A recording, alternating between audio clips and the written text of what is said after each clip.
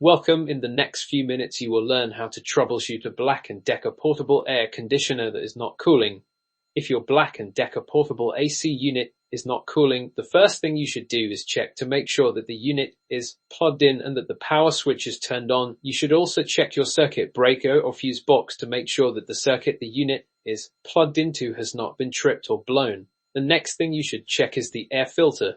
The air filter is located on the front or side of the unit and should be cleaned or replaced every 2 to 3 weeks. A dirty air filter will restrict airflow and can cause the unit to freeze up. You should also inspect the evaporator coils.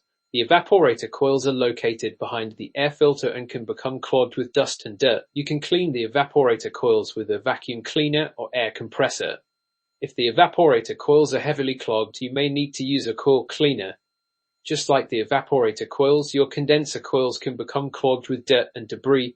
The condenser coils are usually located on the back or side of the unit. You can clean the condenser coils with a brush water hose or coil cleaner. If you have cleaned the air filter, evaporator coils, and condenser coils and your unit is still not cooling, there may be a refrigerant leak. Refrigerant is a substance that absorbs heat and helps to cool the air. Signs of a refrigerant leak can be identified by checking if the coils are frozen or if there is a hissing sound coming from the unit. If you suspect a refrigerant leak, you will need to contact a qualified technician to repair the leak. Let's move on to your thermostat. Make sure that the thermostat is set to a lower temperature than the room temperature.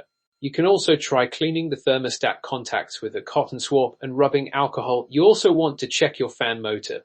The fan motor is responsible for blowing air over the evaporator coils. If the fan motor is not running, the unit will not cool properly. You can check if the fan motor is running by listening for a humming sound. If the fan motor is not running, you will need to replace it. Now let's talk about your compressor. The compressor is the heart of the AC unit. It is responsible for circulating the refrigerant through the system. If the compressor is not running, the unit will not cool. You can check if the compressor is running by listening for a clicking sound. If the compressor is not running, you will need to contact a qualified technician. We're almost done. Finally, you should check the drainage system.